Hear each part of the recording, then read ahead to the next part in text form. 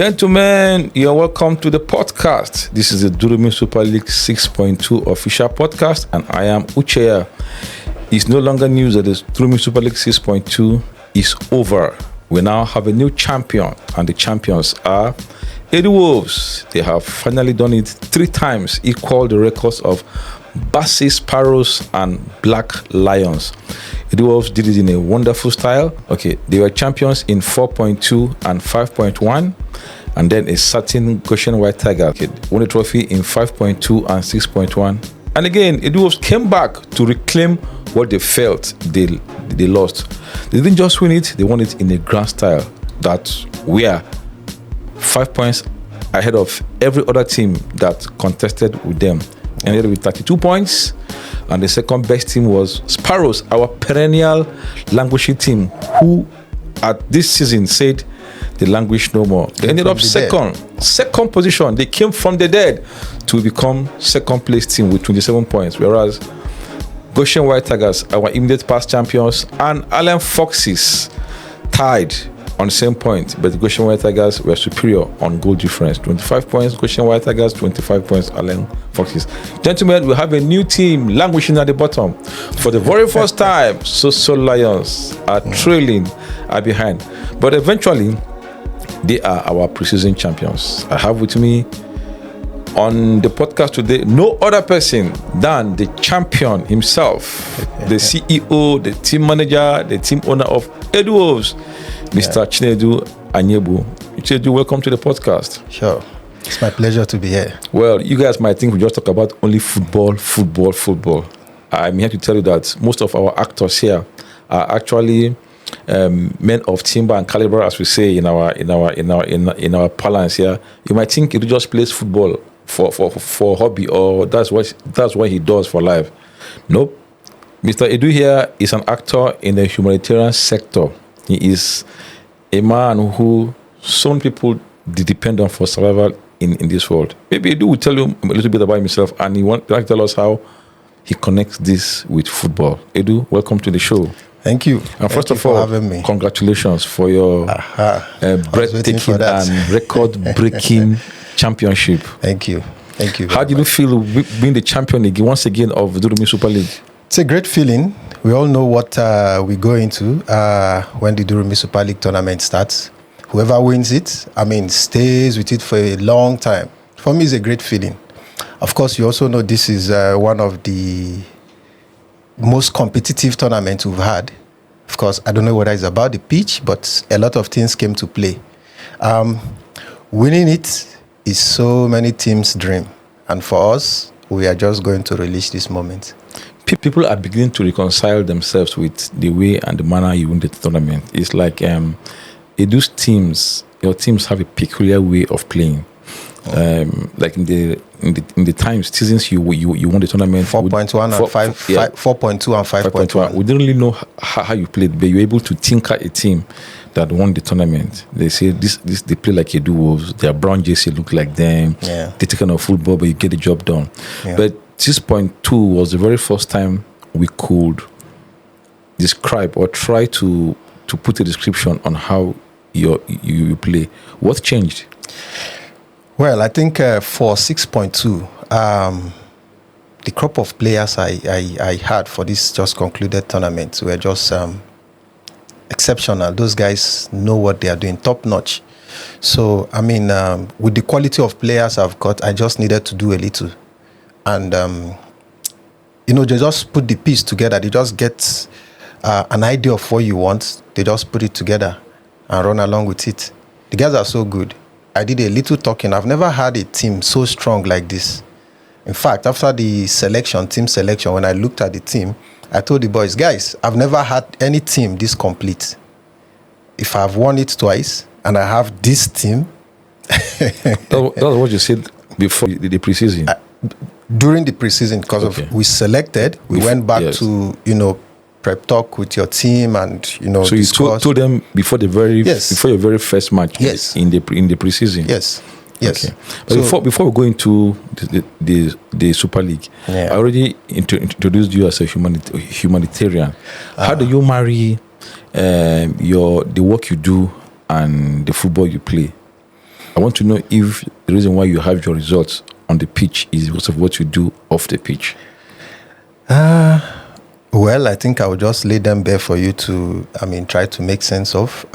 Yes, you're right. I work with the in the sector, humanitarian sector. I'm an analyst at the moment, a food security analyst. I work with Chemonics International currently. Previously, I worked with Save the Children as a household economy coordinator or focal person for Nigeria, which essentially is about a livelihood assessment, understanding food security from the point of livelihood, right? So that had to do with understanding how household live normally. So you go around gathering data on household livelihood so that you might be able to predict what will change or how things that will change will affect households' source of food and cash. Similar to what we do in Chemonics, because under Chemonics I work on FuseNet projects, right? And I'm the country technical lead for FuseNet team in Nigeria. So yes, that's my career path as an analyst. My background is statistics. So maybe you just say I think around everything. And that's how I manage my team. For football, I love football. We have also come to see that football bring a lot of people together. Sports generally, sports bring people together. So it's an avenue where if you continue to engage the youths, if you continue to engage people, you find less time for crime, so to say. You find less time. If those guys who continue to play that ball stay among decent people, over time, no matter how wayward they are going to start getting refined and try to understand that, this part of our life shouldn't be what we should maintain, because we now associate with people who are quite different from us. So with the Durumi Super League, we see a lot of that happen. So we've known a lot of guys who were violent in the past. We've had cases. Their first time of playing with us, they were fights. Right? And any slightest provocation, you see them, flaring up, wanting to attack you. But I had one of the team managers say that one of those guys, he's the peacemaker in the team right now. All the tournaments, I think for the past 3 tournaments, he hasn't gotten any card, yellow card. So I see it as a way of giving back to the community when you intentionally involve yourself in tournaments and activities that you will know. We keep the youth, out of crime. I think it's a way to go. If the government can do more of this, surely we'll have less crime in Nigeria. This is what I'm thinking. I don't know how far that will be, but this is what I'm thinking. Yeah. Okay, so your camp as Edu Wolves. Yeah. What goes on in your camp? Because I like to know what happens in people's camp. They have WhatsApp and groups. Yeah. I know people don't meet regularly during the week, except on match days and maybe on their WhatsApp. How does your WhatsApp group look like? So the group somehow is to, would I say, keep tab with all your players, right? Essentially, as a team manager, we want to know how they are faring. We want to know about their fitness, of course. To know about their fitness, you need to check out and see how their days has been. But this is not something we can keep up with every day because we also have other things we do. So yes, we use that WhatsApp to talk to ourselves, discuss issues, maybe events that happened in previous matches, things we need to correct. We raise it there and discuss. And, so it helps us to make plans, like the days we want to come early. Days we have the early kickoff, we talk to ourselves, make sure you're there early enough.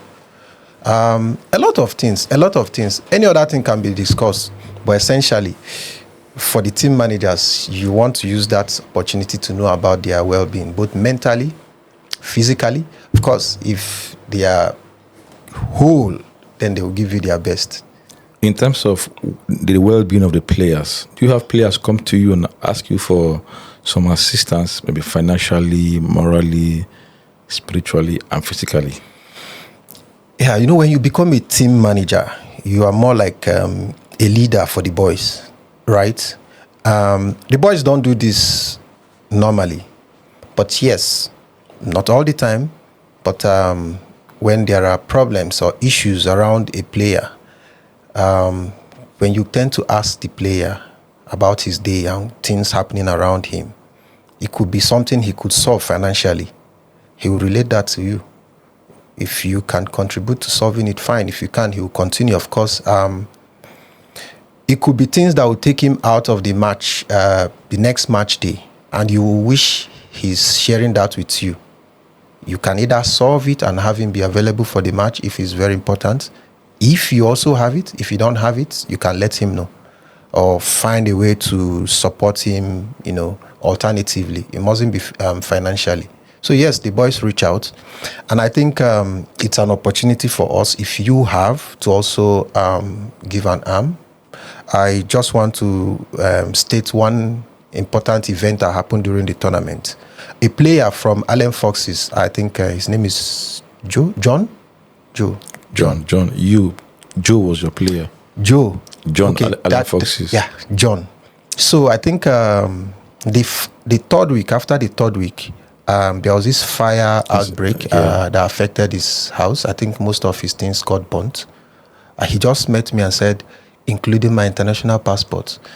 So, for a player who sees or is, dreams of traveling out, he has the dream or ambition of playing. If he doesn't have passport, international passport, it's as if he has not even started. It could be for tryouts. They can call you anytime. And he just said, sir, including my international passport. I mean, among other things, he said he doesn't have clothes, but you can see the priority is his passport. I mean, so sharing that, and we had a lot of people supporting with clothes, supporting with shoes. We do this because with the tournament, we are becoming a community. So it even goes beyond your own team. Another team might approach you, right? That avenue within the tournament, the players find it convenient to discuss issues, because that's the only time, aside coming other Saturdays, we train, that's the only time your team manager will be asking you, how are you doing? Yeah, because you play with them for a long time, for give or take 6 weeks, you're together with them. Yeah. You begin to know who they are. It's no longer about set now. You talk to them during the week. So for being together with them for 42 days already, there must be a character trait which you have to see in them. And I must give it to the team managers of the Super League. They have kept this culture alive in the past years. Yeah. We've seen people grow.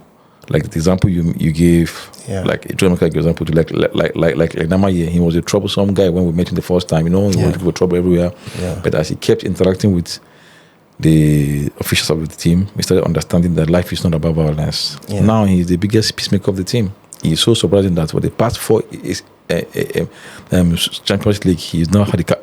We always think he got a card. Yes. Did you remember his team won the Fair Play Award? With Namaye in the team, he won the Fair Play. Yellow card. It's not. No yellow card. If not for Namaye and Hassan, they were able to keep it down. If not for anything, that should be the biggest achievement the Super League has got, in making one person turn from whoever they thought they were to something nice. True. Back to what you do. Do you see your job, your line of duty affect the way you run your team? When you say you are a data analyst, does it have anything to do with your coaching style? When you see players, do you see them as data you want you want to use? Do you read the games or the matches the way you analyze stuff given to you? Yes, I don't see them as data, but I try to read the games, especially when I know the opponents very well. And in this case, I know the opponents very well because we all play together. Yes, so I'm able to just read and see how we can pick a point or two from the teams. So, and that's why for the past 4 or 5 seasons, even including the 2 we won, you keep saying, or guys keep saying they don't my team don't play fine football. They just get results, right? That's because I understand most of the opponents. This tournament, the just concluded tournament, we played fine football, not because of my impact, because the boys are good. They have the ability to keep the ball and play it all around themselves. They rub the ball. They do whatever they want to do with the ball. So maybe the winning factor or the push factor I keep bringing, because I just don't want you to play the ball. I want to win. So yes, I think I try to look at the team and find a way to get my boys to outplay them or get a goal from them. Somebody said that you told me during the course of the tournament that you already finished arranging your team list for a match. Just as you're about to start, Habib told you need to go out of this team and someone else should play, and you just looked at what he was saying and stepped aside. Yes. And somebody else entered, and you and you guys won. How humbling could that be for you? It's not easy to see a manager obey Habib is not even the captain of the team. He's not my captain. He just advised that, yes, sir, the formula you want to bring, you need to just go out. Let this guy take over your position, and that was it. And you were bold enough to even share this into people. Other people would have said, other people would have felt, so if I had played, we wouldn't have won, and kept it to themselves. But you were bold enough to say it. Yeah. What led to that? For me, it's because of the goal. Our aim is actually to win the tournament. So, and when I go down making the plan, what I want to see is the team to continue to win, right? And in the game of football, I think for footballers, you know your strength. You know the match you're feeling weak. You know the match you are energetic. You are contributing as much to the team. And in the spirit of the game and being with the team, I feel when I made that formation, I gave that formation and asked some of the players to stand out. I wanted to play. I felt I could play. So, but I'm always open to advice, suggestions. Of course, it's up to me to think if it makes sense to me. It does make sense to me because the player we signed, we never really tried him out. And he plays the same position with me for the tournament. The top position, I was ranking with Mike, and then the boy, the suggestion was for him and Mike to, and I think this tournament, personally, I wasn't fit. I could help Mark around, but I wasn't really fit. So, of course, I needed to tell myself the truth. Most importantly, we needed to win. So, I mean, it's easy for me to always listen to advices and pick the one that I feel makes sense. And that really made sense. We know Habib advised you on record is arguably the most successful player in the Super League. He's played 4 times now with you and won it thrice, right? Yes. And he played once with Goshen Tigers on it. So in his four seasons in the Super League, he's won the Super League 3 times with two different. He has played more than 4 times. The tournament more than 4 times, I think. I think he said he started playing with you 4.2. Oh, that was his first tournament. Oh, okay. That's what he said. Last time he was here. Okay. So he's played 4 times and won it 3 times. Yeah. Could it be that when he was telling you this thing, you were looking at him from the point of an experienced winner, or just that you wanted to obey what he was saying? No, it just made sense to me, asking me to step out, because we are trying to build a strong team, right? And the impression I gave them is that match, to me, is very important, and the team needed to win. So he asked, of course, I mean, we all know who our weak link is in a match. We either decide to give him a playing time because there is something extra he brings. He might not be very good in playing, but he marks. He has the energy, right? But in this case, I feel, because I am the guy, I'm the person that is supposed to play. Of course, I can't lie to myself. I know that it makes more sense for me to step out, even if it came from any other player. Because I asked after the discussion, is there any contribution? Does anybody have anything to say? And of course, he said, yes, I want to suggest something for me to stand down so that our new signing would have a player who see how good he is or how bad he is, right? And it just made sense to me. So, yes, I trust Habib. Of course, he's important to all my winnings, I must say. right? So, and I think I remember sending you a chat when you said, I got Habib, that he's a serial winner. I told you this is the guy I need to win. If you go back to one of our chats, that was way before the main season. I think it was after the preseason. Yes, so I felt he brings this calm spirit around the boys. I bring fire myself, so he brings this calm spirit. When I'm hot, he's quiet. He knows how to talk to the boys to calm down. This is how the team manager behaves. He's not happy, just calm down. He'll come around, and of course, I do come around to talk to the boys, and then they get to realize that, it's just about the football. In all the players that in all the new players that the Super League saw this season, starting from Brunner, the Bob Marley descendant that plays for Soso Lions. Yeah. And I can't think of any other person that impressed as a new player. Maybe Victor from Sparrows, the one that was shown the red card.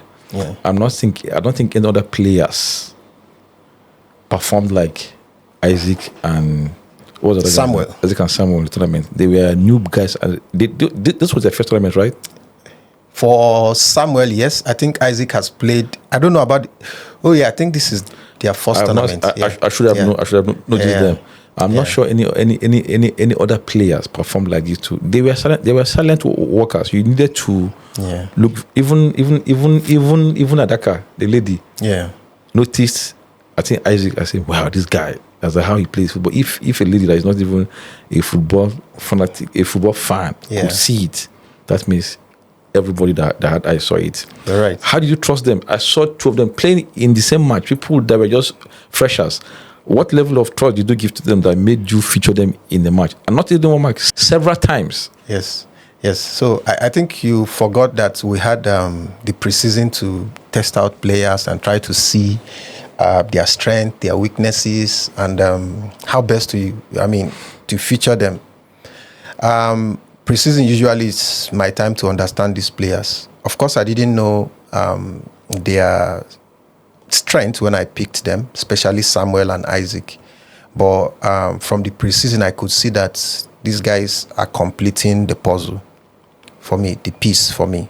So Samuel became integral to my midfield. So he completes my midfield setup always. Except he comes late, they know that if you don't come early, you're not going to play. So the next guy comes in early before you, he starts. The other team don't know that, but they know.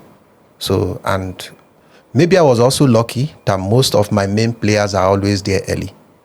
So how did I get to play them with confidence? I already tried them out during the preseason, and I saw that they were good. So I kept using them. So the best player went to Alamin of Ucheya Tigers, which I fondly call the white assassin because of how he is. He won the highest goal scorer award and the best player. That's the MVP. The best goalkeepers award went to your goalkeeper Charles. We didn't have for best defender, but of course he has to be Habib based on his clean record and the way he marshaled the defense. And enough of the good guys. Tell me the player in the tournament that didn't live up to expectation at all from the whole teams. Okay, a couple of them, but let me just. The player we had so much hope on. Yes, I remember your power ranking, so I can think of 4 players. But before I go there, just allow me to digress a little and talk about Habib as a defender. I just want to, because in this tournament, Edu Wolves only considered 2 goals. 1 goal from open play and 1 from a spot kick, the penalty, right? Those are just the 2 goals we considered. I was excited when I checked the record and realized that we just considered only 2 goals. Because of what that means is that one of my defenders will be getting the best defender award. Only to be reminded by you that we had that agreement looking at our fund to remove the best defender award. I just want to request, can we, of course, we recognize that he's the best defender. I mean, he played with Hussein And in our own tradition within the Super League, once you have a red card, no matter how good you are, you will be disqualified automatically from that award, and it will be going to the next person. So it was Hussein and Habib, both fine defenders, right? But Hussein got a red card. So Habib is the next option. I'm just asking, is it possible? Of course, we don't have to attach any financial. It could be honorary. Yes, to give him an award, because I think that goes to tell his achievement. He really did that. He has done that severally with my team, with Goshen White Tiger once. So, but I think this time around is worth considering. We will consider it. Okay. Something I can work on. All right. So thank you very much. So having said that, okay, the flops, yes. So, but it wouldn't be flop per se, but I want to talk about them not living up to the expectation we had. Of course, that's the power ranking. It's a flop. I don't know why I want to paint the story. A flop is a flop. Of course, it's a flop, because I didn't. Of course, to me also, they didn't live up to the expectation. So number one on this player, which player ranked this flop list? Number one on the list is Henshaw. Henshaw? Yes. He scored a couple of goals for his team. Well, it's not about the goals only, right? And I call you in that order because of the expectation. If the expectation is high, I start with your name. Sure. We know what Henshaw brings. When you get to that pitch and you want to pick a player, if he's one, it's going to be Henshaw. Henshaw is in the team that is languishing. Yeah. Fifth with 17 points. So, looking at that alone, it tells you, it's just like Ronaldo coming, not qualifying from the group stage of the Champions League. It has to be a flop. So, this where I'm coming from. Sure. Right? Individually is good. Also, there are a couple of issues with conduct, discipline. Yeah, so against his team and against the officials of the tournament. So you have two ways. You're having issues two ways with your team and the officials. I mean, that's a flop for me. Number two now. The next person, it's Walid. But Walid is slightly from a different angle. I've played with Walid a couple of times. I know what Walid can bring. How do you call Walid the flop? What you expect him to do for the team. Right now, if you look at where the team finished, you might not pick out Walid, but I have to pick him out. Okay, again, I'm talking about the quality of the players and what I expect from them. Did you know that Walid was injured from week 3? Yes, so that's why Walid is different from Henshaw. Okay. Walid's own is from injury, but then they kept playing him. I saw him play the 2 weeks. Of course, I know he's injured. Okay. Even throughout the tournament. Yes, I can attribute that to the injury, but I still have to call him out because he didn't do much. Right. I'm not expecting him to do much, but if you're injured and you don't feature throughout, Wale didn't complete the tournament, but he was just there supporting, right? So, but they kept bringing him in to play. The other person is Kante. He scored a goal on the last day. A goal that distinguished them from the third and the fourth. Still, the gap between the second and the first is 5 points. 27 points and 25 points. And 32. No, I mean second. The first and the second, they are second. Yes. It's 5 points. Then second and third and fourth, just 2 points. Yeah. So you see, they are closer to these guys down. But he scored that goal that separated them from third and fourth. Walid is a great player. But you asked of the flop. I'm telling you about the flop. Okay, right. So number 3 is Kante. Kante, similar to Walid, injury. But of course, kept playing. For me, if you're injured and you're out of the team, you don't come in to play, you will not be called a flop. If you are managing an injury and you're coming in and you're not delivering as you should, of course we see the Walid, we see the Kante, but we are not seeing the performance. Of course, that's what I mean. Okay. Maybe we lead to a lower extent, a little bit. Willie? Yes. Willie had about 2 or 3 goals for his side, or 3 to 4, 2 or 3 goals. When you have Walid and have Willie in the team, and the main person you're seeing is Murja, he's quite smaller in size, slower than Walid and this other guy, Willie, but he's their playmaker because he sits at the center. Are you saying Mujahid was more effective than Willie in 6.2? Oh, Willie scored goals, of course. I am talking about, don't forget, the quality of Murja and Willie, it's not the same. And that's why I didn't call him. Okay, yes. He was never mentioned during the power ranking. Yes, he I'm wasn't. talking about the guys we ranked and how they fared in their team. Okay. So number 5 now is who? I don't remember other guys. I can remember this other. This 4. What about Dogo, who was amongst the first 2 people in the ranking? Did he play? Did he live for me, I see him as a flop. But to his team, he did exactly what was asked of him. Because if you pick somebody like Dogo and take him to the defense line, you are limiting what he can do, right? He can cover a lot of ground. He can do a lot. He scored a couple of goals too. Yeah, from the defense line. 2 goals or 3, 2 with his and if you have kept him as a defender to help you defend, and you've considered so many goals, he didn't live up to expectation, even to the team. Sure. If you look at it deeper. Yes. So, but we all know what these guys can bring, and I think football is like that. Sometimes it's not just your match or your day. So, but I still know they are good.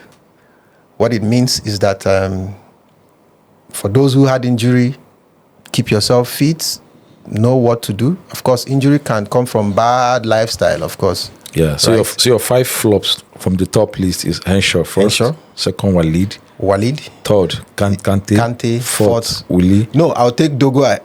Dogo will come to the fourth. Willie will be the last that I can remember. Okay. If I remember more, Willie might continue to drop down the. So who surprised you the most? Who distinguished himself in the tournament? The person you never expected it.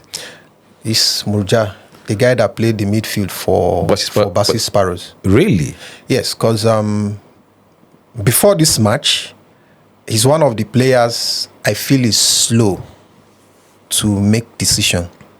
Of course, he hasn't changed being slow, but he made himself useful to the team. Became very important to Bassi Sparrows. Of course, you can see they finished second. He's the main man at their midfield. Willie doesn't come to the mid to stay. Walid likes to run from the flank. He's the one that stayed within the midfield and controlled the midfield, and they did a great job. Okay, I think he got 1 or 2 goals too. He got one in the last day. He got a beautiful goal that I saw. Yeah, I can't remember the other one he scored. Except I checked my archives. But the one I remember I saw was the last day. Maybe that's the one I also saw. Okay, so let's talk about the MVP. We learned you were not happy with the MVP, the way the MVP was given to. It was supposed to come. Your claim is that it's supposed to come from your team, the winning team. So it's supposed to have at least the MVP or an individual award. The only one that was close to your team was the MVP, and you guys missed it. Yeah. What is your basis for that?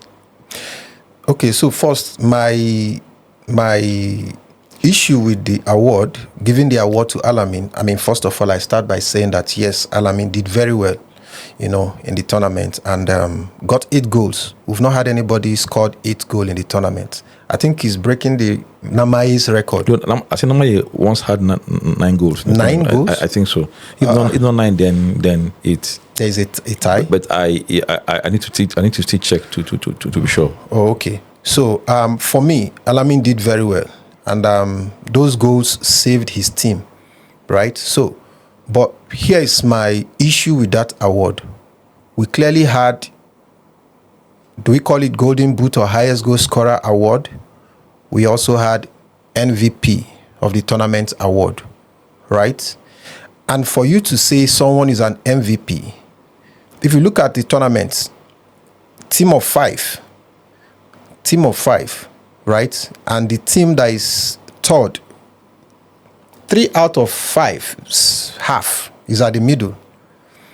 So it's like going to the EPL or going to La Liga or going to any other and pick a team at the middle, around 14 or 12, to say they are winning the MVP.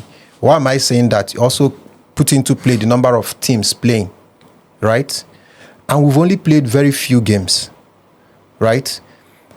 What I saw people do, or team managers and captain do, is highest goal equal to MVP, right? And that, for me, is wrong. It's wrong because the team you're giving the MVP, Goshen White Tigers, that had Alamin, that you've given the award, played the champions 5 times. The champions won them 3 times. So the MVP could not give them single victory against the champions. What you saw was goals scored. And goals scored spoke so loud to the team managers. Of course, one could get confused. I remember the Saturday before, I was trying to talk to the team managers because I already saw that line of thoughts. And for me, it's surprising because we've never had MVP award go to the 3rd team in this tournament. And I can't remember it going to the 2nd team in this tournament. So why would they think out of the box to go straight to the 3rd team, where we also have that highest goal scorer award given? I think if I remember correctly from my time, the MVP award went to David. And I think Namaye had the highest goal scorer award. When Goshen White Tiger won it, I think he's in 5.2. He went to Mike, who was the captain of Goshen White Tiger. Somebody else won the highest goal scorer. I think 6.1. Similar. So where is that change coming from that nobody wanted to even listen? Everybody is saying Alamin. It didn't make sense to me. We played the same number of matches. And they are telling me 3rd position. If you do the ratio, 3 out of 5 and 3 out of 20, it's not the same thing. The 3rd team when you have 20 teams competing is significant. That team must have done well. If you are the 3rd team in a tournament of 5, you didn't need to do much. You just have 5 people to play. 20 team you have, and more so the MVP award. If you don't have any other yardstick aside the goals, go back to the team that won it and give it to a player there. They said they would have given it to Xavier, who they felt was a star player in my team. It didn't hold water. I agree that Xavier had a red card, but not going back to my team didn't hold water. We had a lot of people. If you don't like my Mike, if you don't like my Joe, what about Mike, the captain of my team, who is more feared in a match tournament than Mike up front? Everybody feared Mike. He controlled the team in my absence. On and off the pitch, he managed the boys. Who is more skilled in scoring goals than Mike? Mike got about 4 goals. He could as well have been given the MVP award. He led the winning team. It's simply not wanting to think this thing out. And I felt I wasn't given the opportunity to explain myself. So, yes, for me, Alamin did well, but the MVP award should have been given to somebody. Well, these are things we will look into, like this tournament we organize every time. Yeah. It's actually a progressive movement. Every time we gather, there's something new to add to our laws. Yeah. This was not where we were before. Uh-huh. Well, of course, at the time we didn't have goalkeepers, permanent goalkeepers. We kept changing goalkeepers, one goalkeeper throughout, until we realized that it was bad. There was a time we didn't have the VR. There was a time we didn't have the lines on the pitch. So this is a development that will be looked into. Yeah. It sounds strange that the MVP is not coming from the winning team. Yeah. The day you raised it up personally with me, I saw something. How can the winning team not have an individual award? And I remember approaching you. You asked a fair question to me to say, how can all these team managers and captain only see Alamin in the tournament? Fair question that could defeat me. Yes. But again, I kept on saying that I didn't even see half of Alamin's goal. I just hear goal and then I turn. What that means is that even the team managers did not get enough time to watch all the teams play to select who is the best. It's safer for us to go back to the winner of the tournament than saying let's go to the person that scored the goal. And understand one point, if we don't have Golden Boot Award, I wouldn't have issues with giving Alamin the MVP award, because we could say highest goal, give it to him, equals to MVP. Yep. All right. So we will look into these things, and 7.1, God willing, will make improvements. But finally, on the podcast, where do you see the Durumi Super League go to? Have you ever imagined the kind of tournament it will that the Super League will become, like in 10.1 or so? In your wildest imagination, in your dream, looking at how far we have come? Yeah, it's something most of the captains and team managers think of. And of course, as an organizer, you are also mindful. You keep thinking about that. I see the tournament growing. We've actually grown from where we were. A lot of things has happened. Of course, that we had this thought of, allowing more teams to come in. You remember we used to be 4. Now we are 5. We're thinking about being 6. I don't know if that would happen, but it's just a thought. So, and we continue to see interest from people who don't play with us. We continue to see people coming to train more with us after the tournament. What that means is that there is something we do that is worth keeping. There is something we do that attracts players, right? Especially the culture of discipline. I remember we even had times where one of the senior men bring their little boy to come to play. Imagine a very young boy playing among men and matured people. Yes. And then we still allow him to get his feel. It's encouraging. So we get more people coming in. I see the tournament growing. I see the tournament, exploding beyond Durumi. Of course, if we get more organizers or sponsors, the name might change because it's more localized, given the name. But I see it growing from where it is. Do you think there's any time where we can have another team join us? It's not part of Durumi. Maybe one team from Kuje or from Golada just come and be part of us. Is it something we can work with? I think it's going to happen sooner than we think. Yeah, sooner. All because it's been thought about a couple of times. And I think it's something that will happen sooner rather than later. Before we go, let's talk about officiating in the Super League. How did it fare? I think the officiating, the planning, better because we consciously tried to block the loopholes or the bottlenecks we had in the previous tournament. We tried to identify areas where we had much complaint and try to address them. But having said that, we made attempts. But I will tell you, I think it's still the same with the previous tournament in terms of outcome. Outcome now is level of errors from the officials, It's the same thing. Maybe this one is well projected because it's affecting more teams. Number of teams, about 4 persons, 4 team managers and captains are complaining at the same time as against what we had before. I think the improvement that is significant is in the planning. Now, maybe just one aspect I think we need to hold firm is the issue of the ref and consulting the VAR. I think we need to be firm on it, and the ref need to be decisive.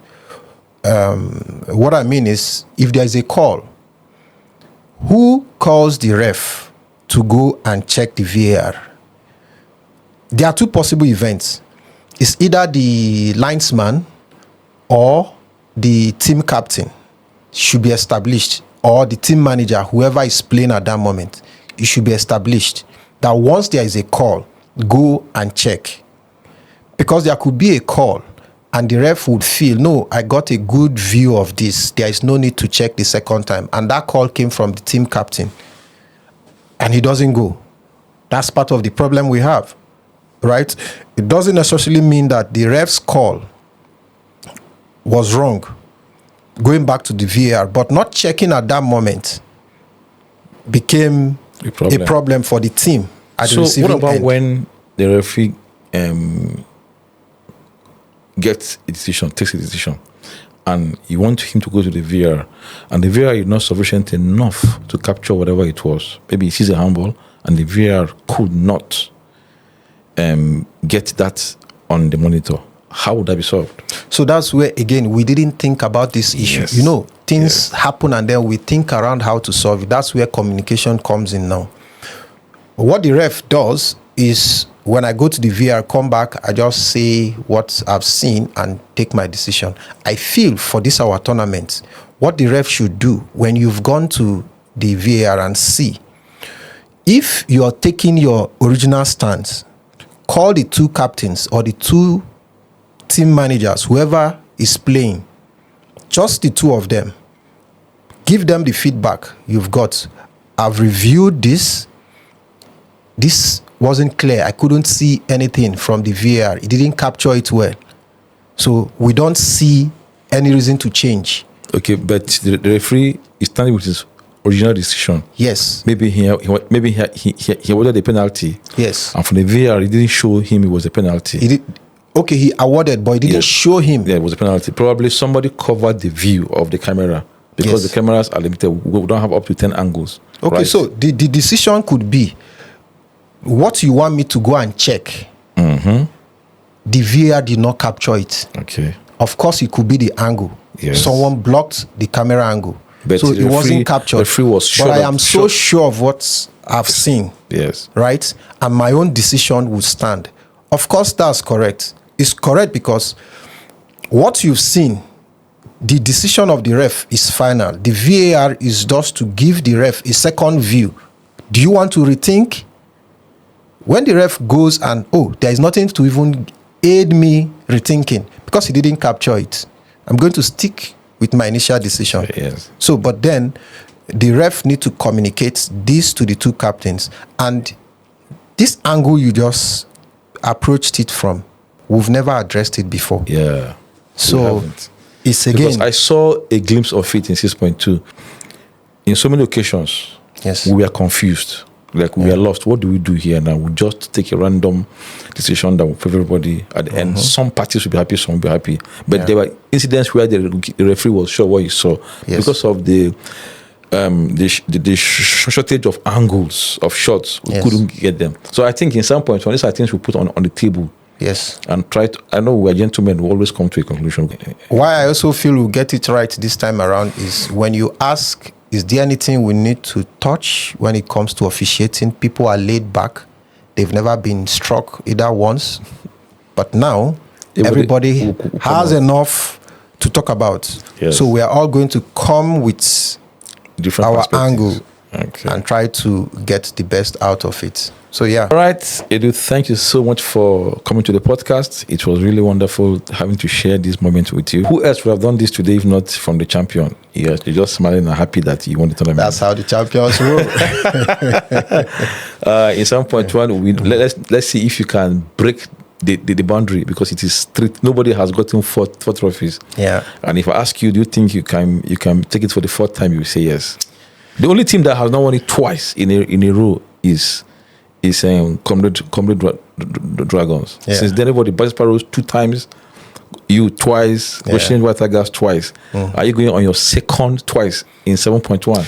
You know, I told you something when Goshen won it. Goshen won it. It starts from point 2. So whoever wins point 2 likely goes to win 1. So is this your first? Is this your second point 2? It makes sense that the normal trend is applied. All right, gentlemen, it's sad. See you again when we come. And please subscribe, follow, like, and share. This is where we give you the best of grassroots football commentaries and documentation. Edu, thank you so much, and God bless you. It's my pleasure always. A special thanks to the Casual Experience MMA Podcast Studio for giving us their facilities for this podcast. We say big ups and God bless you.